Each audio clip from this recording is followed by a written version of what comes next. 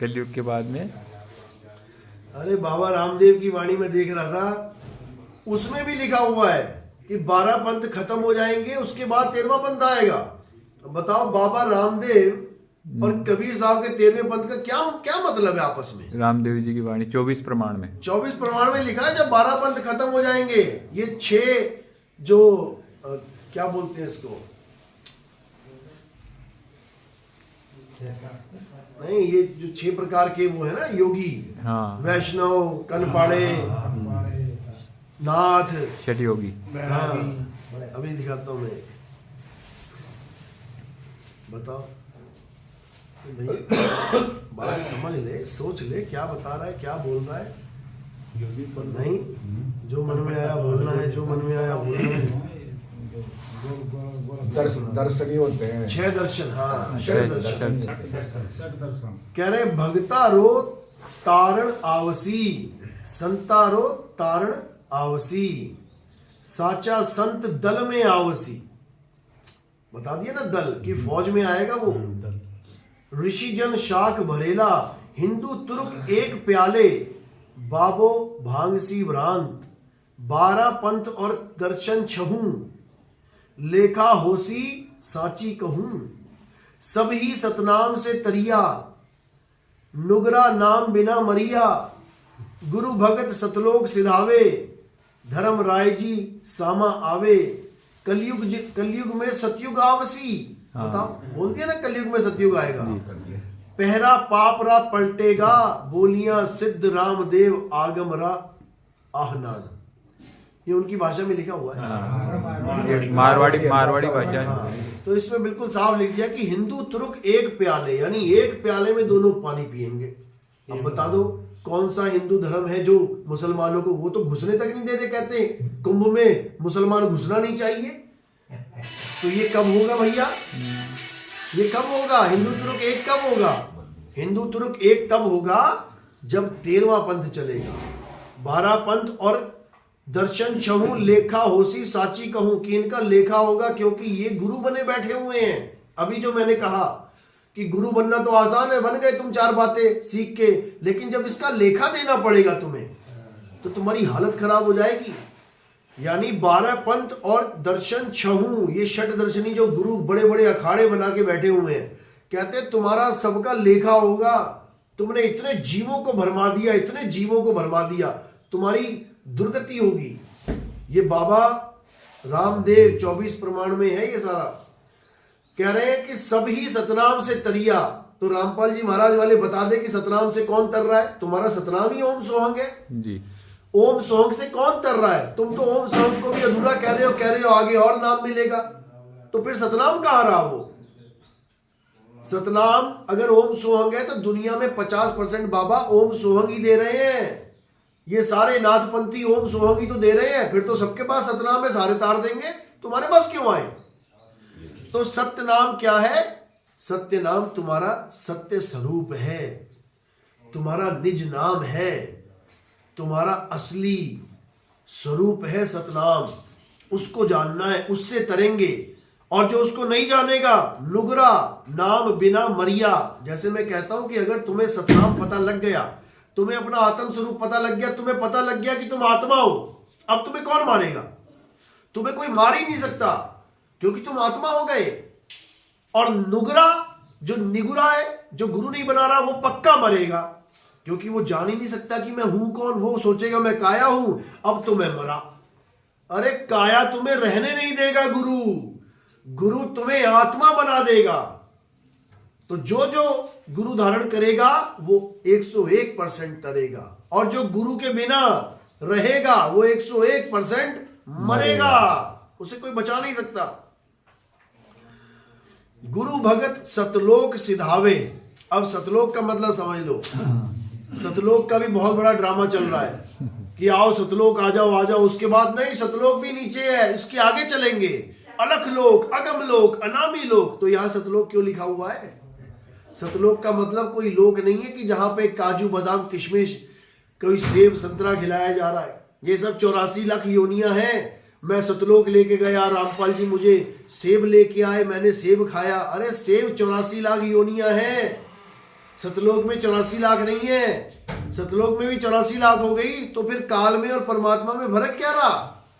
यहां काल ने काजू किशमिश बना के रखा हुआ है, वहां परमात्मा ने काजू किशमिश बना दिया। तो ये सब अज्ञान है। सतलोक का मतलब है लोक अलोक शब्द है भाई, और जिन जाना तिन संशय जाई। जो अपने सत्य स्वरूप को जान लेता है उसके लिए लोक, ये अलोक, ये सब खत्म हो जाता है। वो अज्ञानी जीव है जो स्वर्ग नरक सतलोक अलग लोक को मान के बैठे। अरे अज्ञानी को स्वर्ग नरक है, हरि जाने को नाही, और जिस भव से सब लोग डरत है सो भय हमरे नाही। मैं अपनी आत्मा में स्थित हो गया, अब ना मैं स्वर्ग जाऊंगा, ना मैं नरक जाऊंगा, ना मैं अलग लोक जाऊंगा, ना मैं अगामी लोक जाऊंगा, मैं कहीं नहीं जाऊंगा। जाना जाना ही नहीं, खत्म हो जाएगा। तो कह रहे ना कहीं आना ना कहीं जाना, आपे में आप समाना। अपने में समा जाओ, बात खत्म हो गई। तो कह रहे कलयुग में सतयुग आवसी, पहरा पापरा पलटेगा। कि ऐसा ज्ञान चलेगा, कौन सा? 13वां पंथ, 12 पंथ और 6 दर्शन को तो लेखा बता दिया कि तुम्हारी हालत खराब हो जाएगी। लेखा ही दे रहे हैं जेल में बैठ के, और क्या कर रहे हैं? कोई फांसी लगा रहा है, बाबा आपने अभी फांसी लगाई थी, मठाधीश ने फांसी लगा ली, तो ये लेखा ही तो है, क्योंकि शांति उनको नहीं मिल सकती। शांति कहां मिलेगा? 13वें पंथ हम ही चले आए और सब पंथ मेट के एक पंथ चलाएं, ये शांति वहां मिलेगी। ये 13वें पंथ में आके मिलेगी, अपने सत्य स्वरूप को जान के मिलेगी। नहीं तो इस दुनिया में ऐसा कोई नहीं है जो तुम्हें शांति दे सके, दे ही नहीं सकता। तो जो लोग कहते हैं कि कलयुग में सतयुग नहीं आएगा, उनको सोचना चाहिए, समझना चाहिए। सारी वाणियों में प्रमाण है, सब वाणियों में, केवल इसमें नहीं। कबीर साहब की वाणियों में है, नानक साहब की वाणियों में है कि खालसा राज आएगा। खालसा राज का मतलब क्या? यही तो है कि कलयुग में सतयुग आएगा। 10वीं पातशाही लिख के गए हैं कि ऐसा राज आएगा कि घर घर में खालसा जन्म लेगा, यानी वो ज्ञान उपजेगा। लेकिन लोगों को समझ में नहीं आ रहा। तो भाई कलयुग में सतयुग आएगा, आएगा और आके रहेगा, कोई इसको रोक नहीं सकता। जय गुरुदेव जी की भविष्यवाणी है कि कलयुग में सतयुग आएगा। जय गुरुदेव ने तो बिल्कुल ही सारा खेल ही खत्म कर रखा है, अगर ध्यान से पढ़ लो। वो रामपाल जी महाराज उनकी वाणी ले लेके घूम रहा है, वो 20 साल का हो गया, 20 साल का हो गया, ये नहीं देख रहा अगली वाणी में बोला है कि उस महात्मा को ऊपर से आवाज आएगी, वो ऊपर से जो आवाज आएगी उसका प्रचार करेगा। ये क्यों नहीं बोल रहे हैं?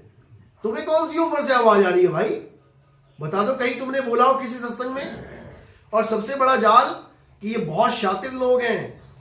आज तक रामपाल जी महाराज ने कभी 12वें पंथ के कालदूत हंस मुनि का जिक्र तक नहीं किया। दिखा दो कोई वीडियो, नहीं किया था।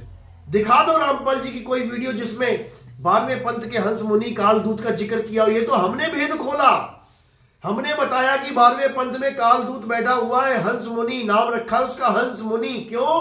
वो अपने आप को परमात्मा का हंस दिखाने की कोशिश कर रहा है कि मैं परमात्मा का हंस हूं, लेकिन सारे कर्म मुनियों वाले कर रहा है। क्या किया मुनियों ने?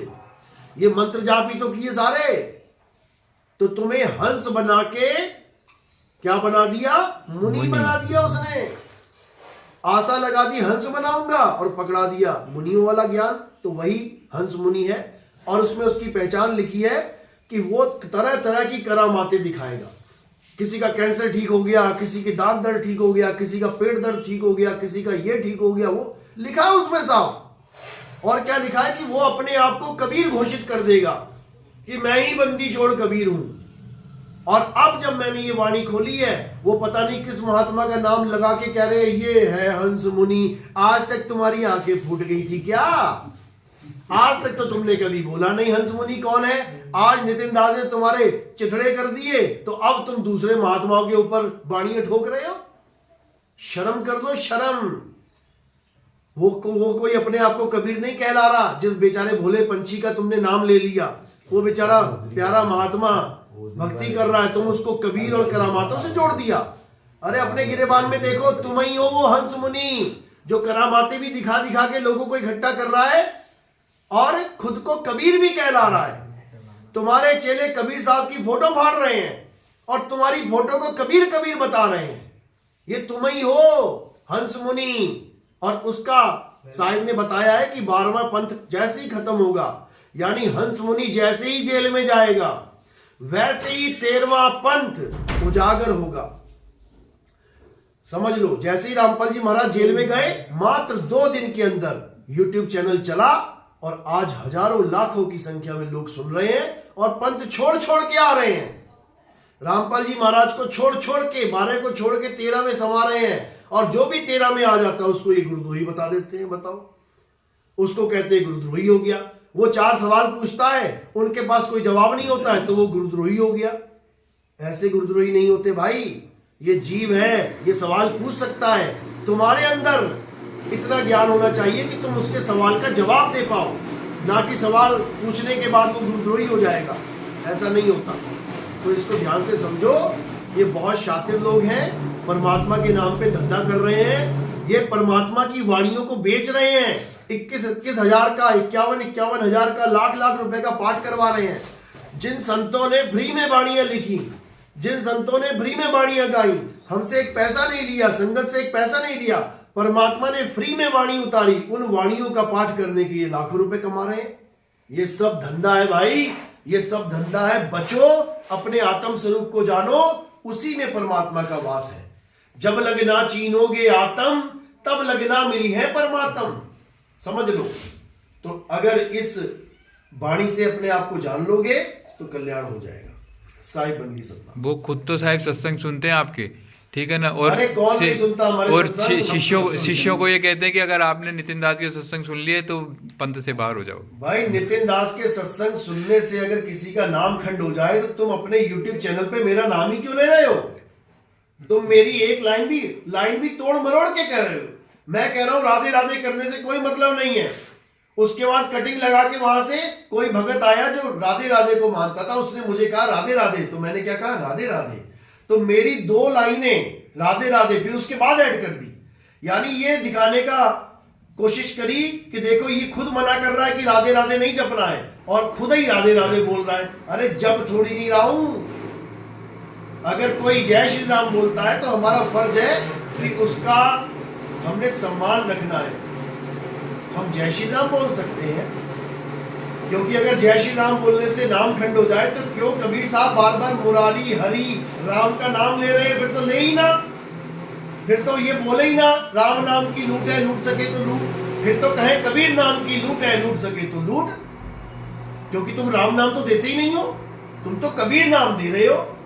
तो फिर तो वाणियां कबीर साहब ने सारी गलत बोली हैं। कबीर साहब ने कहा है जपो मुरारी जपो, तो फिर तो मुरारी जपवाओ। तुम क्यों नहीं जपवा रहे हो? राम जपो जी ऐसे ऐसे, ध्रुव प्रहलाद जपो हरि जैसे। वो कह रहे राम जपो जपो, तुमने तो एक बार भी नाम ना दिया राम का। तुम दे रहे ओम कलियम हरियम शरियम सोहम सत्यम। क्या ड्रामा है ये सब 52 अक्षर है। इसको त्यागो और अपने स्वरूप को जानो। और अगर हमारा सत्संग सुनने से नाम खंड होता है तो अपने सारे YouTube चैनलों से हमारे सत्संग हटा दो, क्योंकि सबके नाम तो तुमने खंड कर दिए हमारा ज्ञान सुना के। और अगर इतना ही शौक है हमारा ज्ञान सुनाने का तो हमारी 209 वीडियो डाल दो अपने YouTube चैनल पे।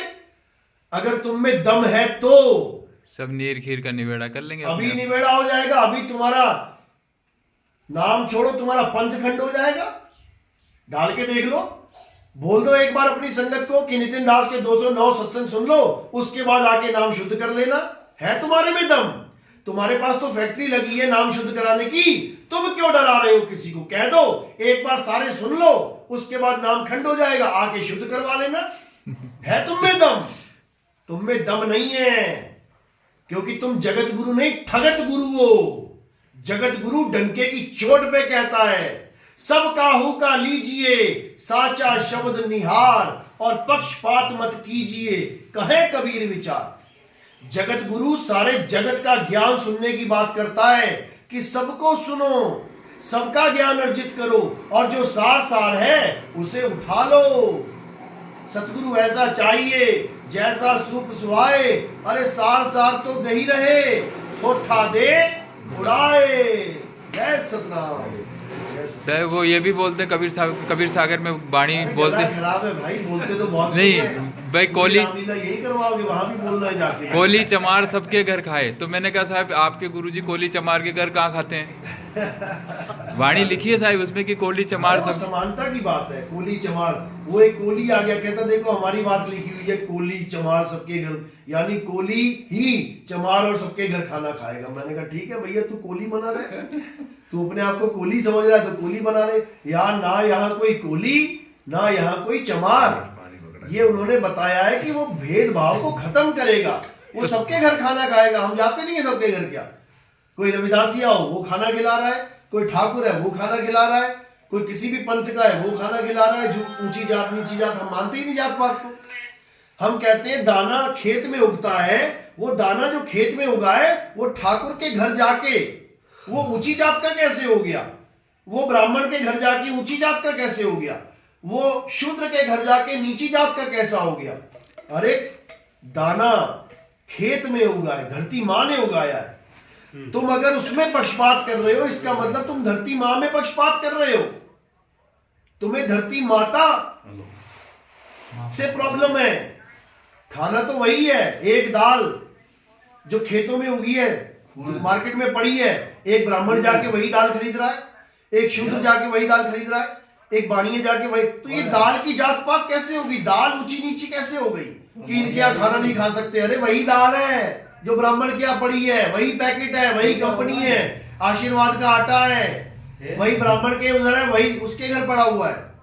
और तुम कहते हो उसका हाथ लग गया इसलिए अशुद्ध हो गया। तो जहां तुम खाना खाते हो, होटलों में जाते हो, तुमने कभी चेक किया कि कौन बना रहा है?